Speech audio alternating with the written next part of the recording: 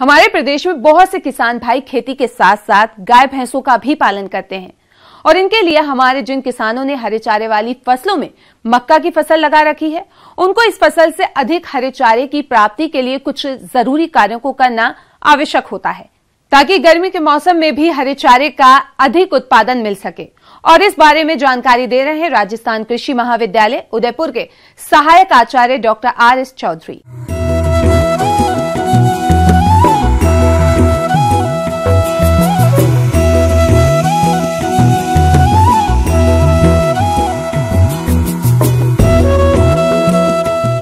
आज हम आपके समक्ष जायद की मौसम में मक्का की जो चारे की फसल है वो कैसे लें, इसके बारे में चर्चा करेंगे। मक्का की चारे वाली फसल लेकर के कैसे मुनाफा कमाया जा सकता है या कैसे हम जानवरों को हरे चारे की आपूर्ति कर सकते हैं। किसान भाइयों, अक्सर गर्मी के मौसम में पशुओं के लिए हरे चारे की समस्या देखी जाती है, जिसे देखते हुए बहुत से किसान भाई चारे की फसल के रूप में मक्का लगाते हैं तो इससे अधिक हरा चारा मिले, इसके लिए इस समय कुछ जरूरी कार्यों को करना होगा जो इस प्रकार से हैं। सिंचाई की जहाँ तक बात है, सिंचाई ये जायद वाली फसल है और इसमें इस वक्त मानसून की बरसात भी नहीं होती है, इसलिए जहाँ सिंचाई का पानी पर्याप्त मात्रा में उपलब्ध है वहाँ हरे चारे की फसल हम अच्छी प्रकार से ले सकते हैं और 8-10 दिन के अंतराल पर हमें सिंचाई करनी चाहिए, जिससे इसकी अच्छी बढ़वार हो और हमें अच्छी इसकी पैदावार मिले जानवरों को हरा चारा खिलाने के लिए। और फिर ये जब चारे की बात करते हैं तो खरपतवार को चारे के साथ हम काट करके जानवरों को खिला देते हैं, इसलिए खरपतवार नियंत्रण की ज़्यादा समस्या नहीं रहती। किसान भाइयों, किसी भी फसल से अधिक पैदावार लेने में पोषक तत्वों का अहम योगदान होता है, जिसमें बात करें चारे हेतु मक्का की अधिक पैदावार लेने के लिए तो इसमें कौन सा पोषक तत्व लें और कितनी मात्रा में प्रयोग करें, इस बारे में उचित सुझाव के लिए मिलते हैं। बुआई के समय 50 किलो नाइट्रोजन की मात्रा और लगभग 40 से 60 किलो फास्फोरस की मात्रा दें। खड़ी फसल में इसमें 50 किलो नाइट्रोजन की मात्रा दें, क्योंकि इसमें कटाई जब भी अच्छी आती है जब इसमें नाइट्रोजन की मात्रा हम अच्छी देते हैं, क्योंकि नाइट्रोजन हमेशा फसल की बढ़वार को बढ़ाता है।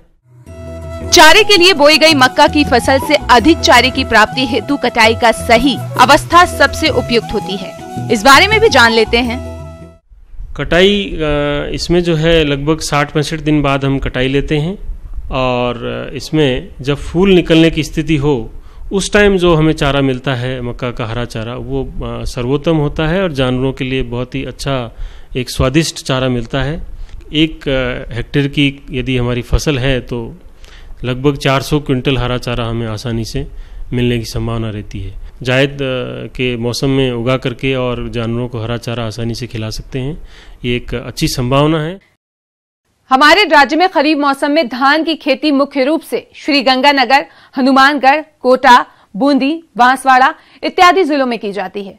और जैसा कि वर्तमान समय धान की पौध तैयार करने का चल रहा है और जो किसान धान की नर्सरी तैयार करना चाहते हैं वे धान की स्वस्थ पौध प्राप्त करने के लिए कौन कौन सी बातों को ध्यान में रखें ताकि आपको सही समय पर स्वस्थ धान की पौध मिल सके, तो आइए इस विषय पर जानकारी दे रहे हैं कृषि वैज्ञानिक डॉक्टर RP चौधरी।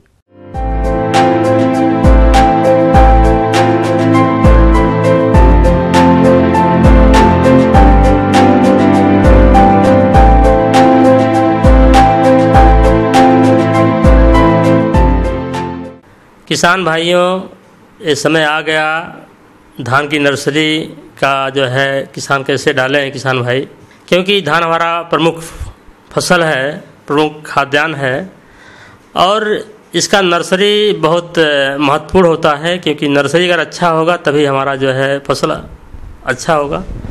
तो नर्सरी डालने के लिए सबसे पहले प्रजातियों का चयन करना है किसान भाइयों को। लंबी अवधि की हम बात करते हैं प्रजातियों की, इसमें 1651 है, MTU 7029 है, सांबा मंसूरी है और भी बहुत सारी प्रजातियां हैं।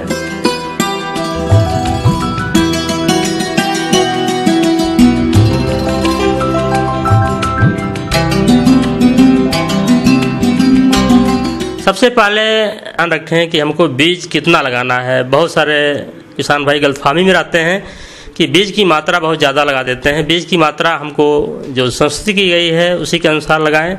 जैसे अगर हम महीन धान की बात करते हैं तो महीन धान 16 से लेकर 20 किलो प्रति हेक्टेयर के दर से लगाई जाती है। तो इसके बाद जो है किसान भाई बीज उपचार अवश्य करें। अगर नर्सरी में लगाने के पहले बीज को उपचारित कर लें। जैसे जो है बीज को जो है पहले जो है अगर हमको 1 हेक्टेयर के लिए लगाना है तो 20 से 25 किलो धान को जो है 45 लीटर पानी में जो है 4 ग्राम स्टेप्टोसाइकिल डाल करके 12 घंटे उसको जो है रात भर भिगो देते हैं। और इसके बाद पुनः जो है सुबह निकाल करके उसमें जो है 50 ग्राम कार्बनडाजिम मिलवा करके जो है छाए में सुखाते हैं। इसके बाद फिर जो है उसमें खेत में जो है उसको जो है डालते हैं। तो इसके लिए सबसे पहले किसान भाई खेत की तैयारी कर लें। एक जुताई जो है मिट्टी पर हल से, 2-3 जुताई जो है कल्टीवेटर से करके खेत को समतल कर लें। और उसमें जो है रासायनिक खादों को अभी प्रयोग करना होगा। गोबर की सड़ी हुई खाद प्रयोग करें। अगर हमको 1 हेक्टेयर खेत की जो है रोपाई करना है तो उसके लिए लगभग 800 वर्ग मीटर भूमि की क्षेत्रफल की आवश्यकता होती है। अथवा अगर हम हेक्टेयर में बात करते हैं तो 0.081 हेक्टेयर की आवश्यकता पड़ती है। नर्सरी की तैयारी मृदा, सिंचाई, जल की उपलब्धता, अन्य समसामयिक कार्यों पर निर्भर करती है, जिसके अनुसार धान की नर्सरी मुख्य रूप से 3 विधियां प्रचलित हैं। वेट नर्सरी, जिसे गीली विधि नर्सरी भी कहते हैं, दूसरी ड्राई नर्सरी यानी कि सूखी नर्सरी, तथा तीसरी देपांग नर्सरी, जिसे मैट नर्सरी के नाम से भी जाना जाता है। किसान भाइयों, वेट या गीली विधि काफी प्रचलित है। उसमें जो है सबसे पहले हम जो है गोबर की सड़ी हुई खाद लगभग 1.5 से 2 कुंटल जो है हम देते हैं। 25 किलोग्राम सिंगल सुपर फास्फेट और जो है 17.5 किलोग्राम यूरिया का प्रयोग करते हैं। अथवा जो है अगर हम सिंगल सुपर फास्फेट उपलब्ध नहीं हो पाता है तो ऐसे में 8.75 किलोग्राम जो है DAP और उतना ही मात्रा में जो है यूरिया का प्रयोग करते हैं। इसके बाद खेत में पानी भर देते हैं शाम के समय, और शाम के समय ही हम जो है नर्सरी लगाते हैं। क्योंकि जो है ये जो समय चल रहा है, जो नर्सरी लगाने का जो उपयुक्त समय होता है, क्योंकि मई में लगाते हैं, मई के अंतिम सप्ताह से लेकर जून के प्रथम सप्ताह तक हमको नर्सरी लगा देना चाहिए। तो ऐसे में इस समय धूप बहुत होता है तो शाम के समय प्रेफर किया जाता है कि शाम के समय किसान भाई नर्सरी को लगावें और उसमें पानी भर दें। पानी पूरा थिरा जाता है, जब मटमैला ख़त्म हो जाता है, उसके बाद जो है जो आपका अंकुरित किया हुआ धान है जो आप भिगोए रहते हैं और उसको छाए में सुखाते हैं, और जो है उस तरीके से जो अंकुरित धान हो रहता है और उसका जो है हम खेत में जो है उसको समान रूप से जो है बिखेर देते हैं। तो इस तरीके से किसान भाई नर्सरी प्रबंधन करते हैं तो नर्सरी स्वस्थ होगा। ये देखा जाता है अक्सर किसान भाई बहुत ही कम क्षेत्रफल में जो है आप जो है नर्सरी डाल देते हैं, इसलिए पौधे बहुत पतले पतले रहते हैं। जो हम रोपाई करते हैं तो 3-4 पौधे कर देते हैं, तो ऐसे में हमारा जो है पौधा, हमारा जो फसल होता है बहुत अच्छा नहीं हो पाता है।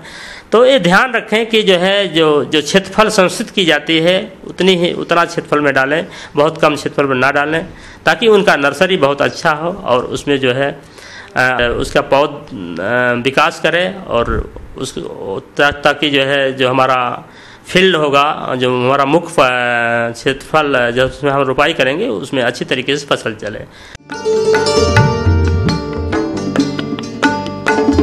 इस विधि में प्राय नर्सरी उन स्थानों पर की जाती है जहां पर सिंचाई की सुविधा बहुत कम रहती है।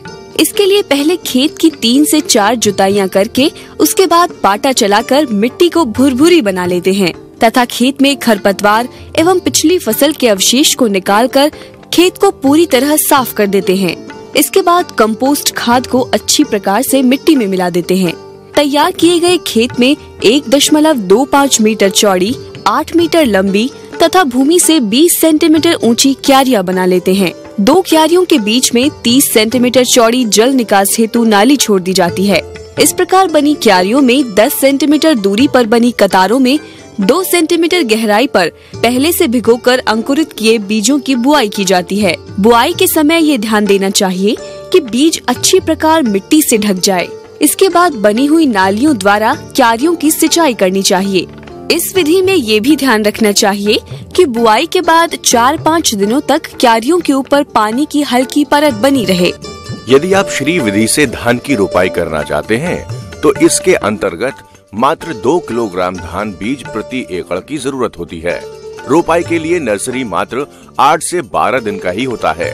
इस तकनीक द्वारा न केवल बीज की एवं समय की बचत होती है, बल्कि पारंपरिक विधि की तुलना में उपज भी अधिक होती है। इस विधि का मुख्य उद्देश्य कम उत्पादन लागत एवं कम सिंचाई जल के साथ अधिक उत्पादन प्राप्त करना है। 1 एकड़ मुख्य खेत की रोपनी हेतु 100 वर्ग मीटर नर्सरी क्षेत्र की आवश्यकता होती है एवं इसे मुख्य खेत के आसपास या उसी खेत के किनारे 110 मीटर या 120 मीटर के क्रमशः 10 या 5 क्यारी बनाएं। इन क्यारियों को जमीन से 8 से 10 सेंटीमीटर ऊंचा बनाकर चारों तरफ नाला बना दें। इन क्यारियों में 1/1 के अनुपात में मिट्टी एवं जैविक खाद को मिलाकर भर दें। इसके बाद बीज को समान रूप से 50 ग्राम प्रति वर्ग मीटर दर बिखेर दें। उसके उपरांत मिट्टी एवं खाद के मिश्रण को ऊपर से पतली परत डाल दें और पुआल से 2-3 दिनों के लिए ढक दें। प्रतिदिन क्यारियों में 2-3 बार हजारे से हल्का सिंचाई करें। इस प्रकार श्री विधि से रोपाई के लिए मात्र 8 से 12 दिन में नर्सरी पौध तैयार हो जाती है। मछली हेतु तालाब की तैयारी बरसात के पहले ही कर लेना सही रहता है। मछली पालन सभी प्रकार के छोटे और बड़े तालाबों में किया जा सकता है। इसके अतिरिक्त ऐसे तालाब जिनमें सिंघाड़ा आदि जलीय फसलें ली जाती हैं, वे भी मछली पालन के लिए सही रहते हैं। लेकिन अगर आप नया तालाब बनाकर मछली पालना चाहते हैं तो मछली पालन करने के लिए नए तालाब का निर्माण करते समय कौन कौन सी बातों को खास तौर में ध्यान में रखा जाए, इस बारे में जानकारी दे रहे हैं मत्स्य निदेशक BN सिंह।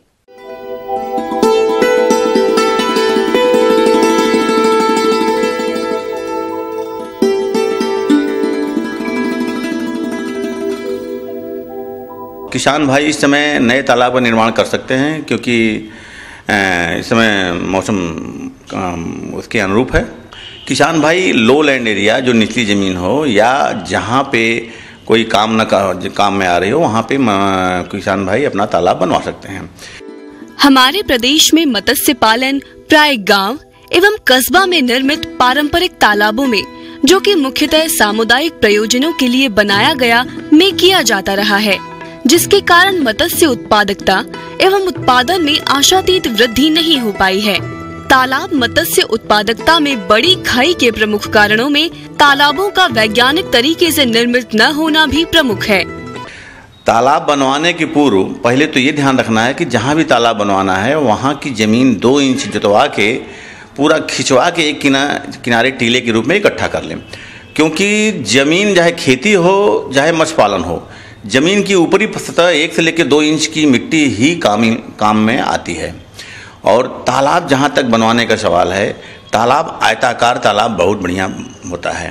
वैसे भी तो कहीं भी किसी भी आकार बनाया जा सकता है, लेकिन अगर संभव हो तो आयताकार तालाब बनवाएं। और तालाब बनवाने में ये ध्यान रखें, जहाँ भी तालाब बनवाएं उसके उत्तर साइड में तो ऊंचे पेड़ हो, लेकिन पूरब पश्चिम और दक्षिण साइड में बहुत ऊंचाई के पेड़ ना हो। मतलब पूरब पश्चिम और दक्षिण साइड में अधिक से अधिक 10 फीट तक की ऊंचाई के पेड़ होना चाहिए, बहुत बड़े ज़्यादा ऊंचाई के पेड़ नहीं होना चाहिए। और तालाब बनवाने के लिए पूरा जितना लंबा चौड़ा चाहिए, जिसकी जितनी आवश्यकता हो, लेकिन कम से कम 50 डिसमिल या आधा एकड़ या 200 एकर तालाब कम से कम बनाना चाहिए, जिसकी इकोनॉमिक तौर पे फ़ायदा। अब जहाँ भी तालाब बनवाना है उसकी लंबाई चौड़ाई नाप के वहाँ की मिट्टी 2 इंच जुताई करके इकट्ठा कर लीजिए और तालाब अपने हिसाब से, अपनी ज़रूरत के हिसाब से आप तालाब बनवा दीजिए। तालाब के बंधे नीचे ज़्यादा चौड़ाई में लेके चलिए, ऊपर कम से कम 10 फीट चौड़े बंधे होने चाहिए। और बंधों की ऊंचाई इतनी होनी चाहिए कि बाढ़ के समय जो मैक्सिमम या अधिकतम जो पानी का लेवल हो, उससे ऊंचाई बंधों की ज़्यादा रखे। जैसे कि अगर पानी अगर भर जाए तो तालाब के अंदर ना हो पाए। और तालाब बनाने के लिए तालाब में पानी आने का साधन, मतलब किधर से आएगा इनपुट और किधर से जाएगा वहाँ पे ह्यूम पाइप लगा दें या पुलिया बना दें, उसमें जाली लगा दें। तालाब की गहराई सीधा 5 फीट पानी हमेशा तालाब में होना चाहिए। इसलिए जो ज़मीन का लेवल है उससे आप कम से कम 5 फीट गहराई में मट्टी खोद के किनारे बंधों के ऊपर रखेंगे तो तालाब की गहराई काम लायक रहेगी। और संभव हो तो तालाब की मिट्टी 6 फीट खोद के किनारे किनारे बंधों पर आप डाल देंगे तो तालाब में जब भी पानी भरेंगे तो 5 फीट पानी हमेशा मेंटेन रहेगा। इसलिए तालाब में पानी 5 फीट हमेशा बरकरार रखना है, क्योंकि कोई भी तरह की किसी भी तरह की मछली पालने के लिए 5 फीट पानी 12 महीना होना चाहिए। अब तालाब की जो आपने मट्टी 2 इंच खींच कर आप किनारे पर रखे हुए हैं, तालाब की पेंदी में उसको पूरा फैला देंगे और फैलाने के बाद उसकी जुताई करा देंगे। अब जुताई कराने के बाद उसमें 2.5 कुंटल चूना पर हेक्टेयर की दर से तालाब में डाल देंगे।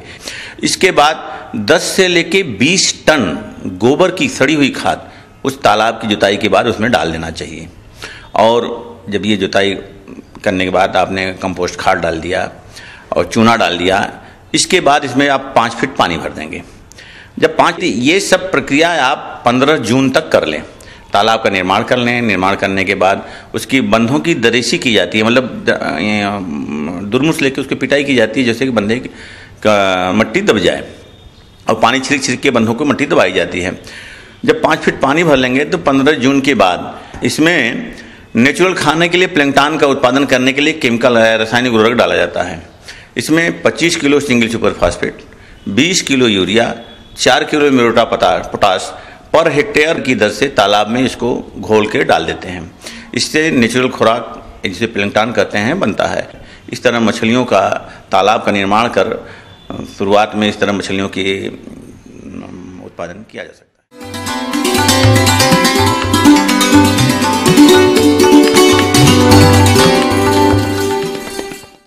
अन्नदाता निःशुल्क फोन संपर्क सेवा के माध्यम से आपके द्वारा पूछे गए प्रश्नों में से 1 या 2 महत्वपूर्ण प्रश्न को हम अपने कार्यक्रम में शामिल करते हैं।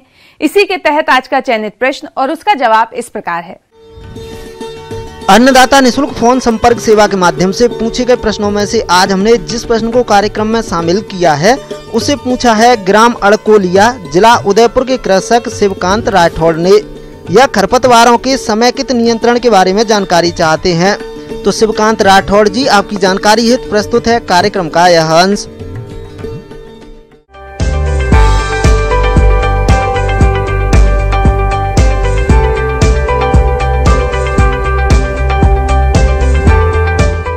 भाई, जो 1 वर्षीय और द्विवर्षीय जो खरपतवार है उसका तो काफी जो अच्छा प्रबंधन करते हैं, लेकिन जो बहुवर्षीय खरपतवार है, पेरेनियल वीड है, जैसे दूब घास है, मोता है, तो ये खरपतवार है, ये इनका कंट्रोल करना बहुत डिफिकल्ट होता है, क्योंकि इनमें बीज तो काफी कम मात्रा में बनता है, लेकिन इनमें जो इनका वेजिटेटिव पार्ट है उससे इसका जो है स्प्रेड होता है, ये फैलता है एक खेत से दूसरे खेत में। और हर खेत में ये देखने को मिल जाता है, खेत की जो है बाउंड्री उसमें मिल जाएगा, खेत के बीच में मिल जाएगा। इससे जो है फसल को काफी नुकसान होता है। तो किसान भाई को आप देख सकते हैं, जो है ये सब पेरेनियल खरपतवार, दूब घास है, मोता, ये सब खड़े हैं, तो इससे फलदार पौधों को और फसलों को काफी सारा नुकसान होता है। ऐसे बगीचों में जो है स्थिति खराब हो जाती है, बगीचे अच्छे नहीं लगते हैं, साफ सुथरे नहीं होते, इससे काफी सारे जो है बगीचों में बीमारियां आ जाती है, रोग आ जाते हैं, कीड़े आ जाते हैं। और फसलों में भी जो इन खरपतवारों के कारण से जो नमी के लिए, प्रकाश के लिए, पोषक तत्व आदि के लिए जो है प्रतिस्पर्धा करते हैं और फसल को काफी सारा नुकसान करते हैं। इसमें गहरी जुताई करनी चाहिए, गहरा पिलाऊ लगाना चाहिए और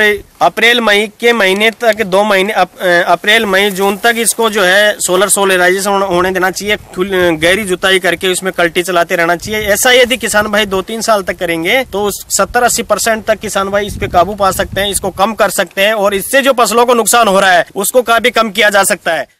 किसान भाइयों, अभी आपने खरपतवारों को नियंत्रित करने के उचित समय और विधि के बारे में जाना। इसके अलावा कुछ और तरीकों को बताएंगे जो इस प्रकार से हैं। जैसे खाली खेत हो तो रोटावेटर से जुताई करें, जिससे खरपतवार नष्ट हो जाएंगे और मिट्टी भी भुरभुरी हो जाएगी। बाग बगीचों में पावर टिलर यंत्र का प्रयोग करें, जिससे खरपतवार नियंत्रण होने के साथ साथ मिट्टी में वायु में संचार अच्छा होगा। इसके अलावा जलवायु और क्षेत्र के अनुसार उचित फसल चक्र अपनाएं। मृदा को ढकने वाली उड़द, मूंग, लोबिया जैसी फसलें लगाएं। हरी खाद वाली फसलें उगाएं। फसलों और बागों में प्लास्टिक मल्चिंग का प्रयोग करें। जो ब्लैक पॉलीथीन है जो सोलर सोलेराइजेशन करते हैं यदि वो भी उपयोग में ले तो उससे जो है सोयल का और टेम्परेचर बढ़ जाता है और उससे भी जो है काफी सारे खरपतवार, जब उसका टेम्परेचर नॉर्मल से ज्यादा जाएगा तो जो काफी सारे खरपतवार है वो नष्ट हो जाएंगे। तो इससे काफी सारे जो बहुवर्षीय खरपतवार कम हो जाते हैं और धीरे धीरे जो है खेत साफ सुथरा होता है और कोई भी फसल लगाए, सब्जी लगाए या बगीचा हो, साफ सुथरा दिखेगा, उसकी जो आर्थिक उपज है उसमें कोई हानि नहीं होगी।